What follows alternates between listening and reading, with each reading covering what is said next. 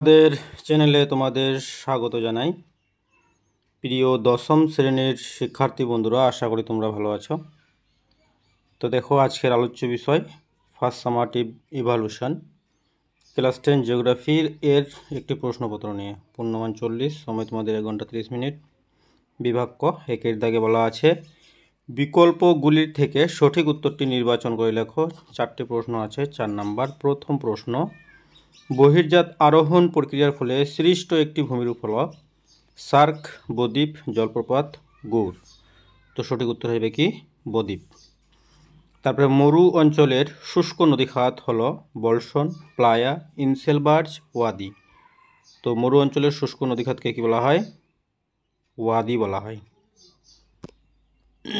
3 নম্বর প্রশ্ন দেখো, বর্দই ছিলা দেখা যায় আসামে, বিহারে, উড়িষ্যায়, পশ্চিমবঙ্গে। তো বর্দই শিলা দেখা যায় আসামে। ভারতের বৃহত্তম নদী পরিকল্পনাটি হলো হীরাকুদ বাঁধ, নাগার্জুন সাগর, ভাকরা নাঙ্গাল, দামোদর পরিকল্পনা। তো সঠিক উত্তর হয়ে যাবে ভাকরা নাঙ্গাল।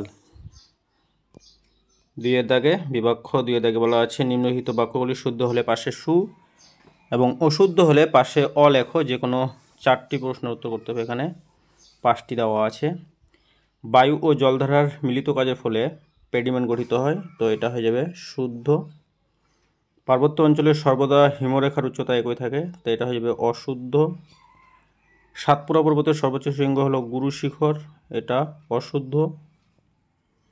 ল্যাটেরাইট মৃত্তিকা মৌচাক মৃত্তিকা নামে পরিচিত। এটা হয়ে যাবে শুদ্ধ। ভারতের অরণ্য গবেষণাগার কেন্দ্রটি কলকাতায় অবস্থিত। এটা হয়ে যাবে কি অশুদ্ধ।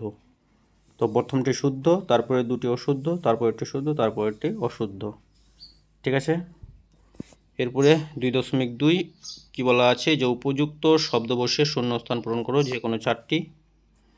প্রথম প্রশ্ন দেখো, কি বলা আছে, ধনুক আকৃতি বদ্বীপ দেখা যায় ড্যাশ নদীর মোহনায়। তো ভারতের যেসব নদী মোহনায় ধনুক আকৃতি বদ্বীপ দেখা যায় তার মধ্যে আছে মহানদী, গোদাবরী। আন্তর্জাতিক নদীগুলির মধ্যে আছে নীলনদ। ঠিক আছে, যে কোনো একটা লিখলেই হবে, নীলনদ, গোদাবরী, মহানদী। মরু অঞ্চলে অবশিষ্ট টিলা সদৃশ ভূমিরূপ হল ইনসেলবার্জ। জলবায়ু পরিবর্তনের ফলে সুন্দরবন অঞ্চলের একটি নিমজ্জিত দ্বীপ হলো কি লোহাচড়া দ্বীপ।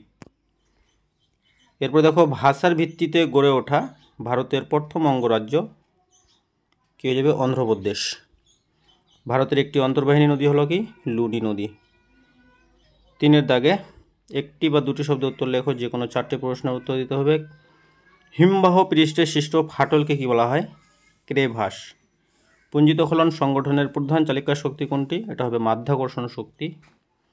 ভারতের কোন উপকূলে বছরে 2বার বৃষ্টিপাত হয়? করমণ্ডল উপকূল বা তামিলনাড়ু উপকূলে বছরে 2বার বৃষ্টিপাত হয়। ভারতের একটি জলবিভাজিকার উদাহরণ কি? বিন্ধ্য পর্বত, সাতপুরা পর্বত ভারতের জলবিভাজিকার উদাহরণ। রাজস্থানের চলমান বালিয়াড়িকে কি বলা হয়? তো রাজস্থানের চলমান বালিয়াড়িকে বলা হয় ধীরিয়ান। বিভাগ গতে বলা আছে নিচের প্রশ্নগুলির সংক্ষিপ্ত উত্তর লেখো। এখানে 4টি প্রশ্নের উত্তর করতে হবে, প্রত্যেকটা প্রশ্নের মান 2 করে। মনান্নক কি? হিমরেখার সংজ্ঞা দাও। কারেওয়ার সংজ্ঞা দাও। পশ্চিমী ঝঞ্ঝা কি? বারখান বলতে কি বোঝো? পর্যায়ন কি? দুন বলতে কি বোঝো? হার্ট প্যান বলতে কি বোঝো? তবে বিভাগ ঘতে দেওয়া আছে, দেখো সংক্ষিপ্ত উত্তর লেখো। 3 মার্কের প্রশ্ন এগুলো। ড্রামলিন অধ্যুষিত অঞ্চলে ডিমভর্তি ঝুড়ির ভূমিরূপ বলা হয় কেন? অথবা পার্থক্য লেখো। ইয়ারদাং যুগেন। তারপরে 4-এর 2 নর্মদা তাপ্তি নদীর মোহনায় বদ্বীপ গড়ে ওঠেনি কেন? ব্যাখ্যা করো। অথবা দেওয়া আছে অরণ্য সংরক্ষণের 3টি পদ্ধতি সম্পর্কে লেখো। বিভাগ মতে আছে, দেখো যে কোনো 2টি প্রশ্ন উত্তর দাও। নদীর ক্ষয়কার্যের ফলে গঠিত 3টি প্রধান ভূমিরূপ চিত্র সহ আলোচনা করো। মরু অঞ্চলে বায়ু ও জলধারার মিলিত কার্যের ফলে সৃষ্ট 3টি ভূমিরূপ চিত্র সহ আলোচনা করো।